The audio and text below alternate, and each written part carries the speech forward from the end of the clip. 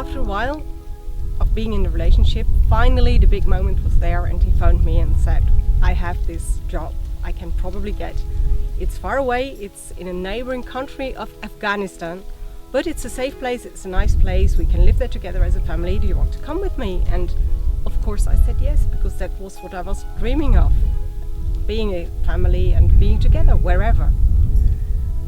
And the moment came, he went first and we went after a month, and I set up things. I had to organize somebody to take care of the farm, and I had to take my daughter from school, and she loved it and she was really enthusiastic about it. So we organized it all. We had the school books, we had everything, we packed our bags and we went on the plane and we went there, and after 3 days we were together in the guest house, and one night he said, I have to talk to you. And that's when he told me he didn't love me enough for us to be a family and to be together there. And I don't really remember how I reacted. I think I was in a total shock. And my daughter says that I just started crying and I didn't stop crying anymore. And I think that was actually the truth. Now, 6 months before that day, that fatal day in November, I had seen Douglas. And I had asked Douglas to help me to find a solution for the trouble that Josephine, my daughter, had at school, because she was being bullied.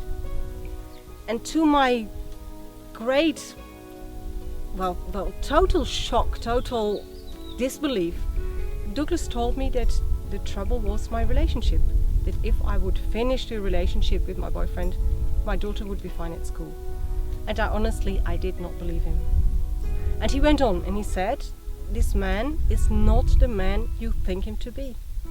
He seems somebody from the outside, which he is not at the inside. And I guess I was stubborn, or I was too much in love, because we had this perfect relationship. And I didn't believe him. And I started to rationalize, and I thought, well, maybe he made a mistake in the interpretation, or maybe the relationship has to change or has to shift, or maybe we're doing some things the wrong way around. But there was not even a little part of me which believed that Douglas was actually right, that he wasn't the person he appeared to be.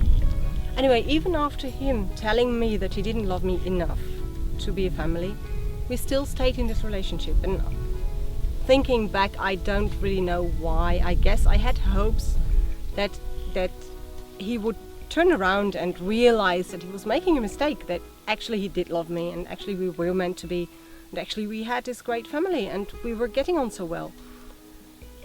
But it didn't happen, and a couple of months later he came on leave to Holland and he invited me over to go there too. So we went, my daughter and I went there, and I asked him, I kind of confronted him and said, but how is it possible? How can we talk for years about going out together, being a family, even buying houses, really kind of, you're the love of my life. I mean, how many times did he tell me?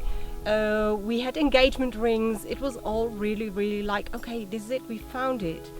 How can it be that from one moment to the other you just lose all of that? And what he then said, that hit me as a brick, because he said, I am not the same person anymore. Then I was somebody and now I'm somebody else. And that's when Douglas' words came, hammering in my head. He is not the person that he seems to be. And ever since I've regretted the fact that I didn't believe Douglas, because if I would have believed him and if I would have taken action, my life would have been much easier, because there was a lot of agony, a lot of sadness, a lot of tears. And not only for me, but also for my daughter.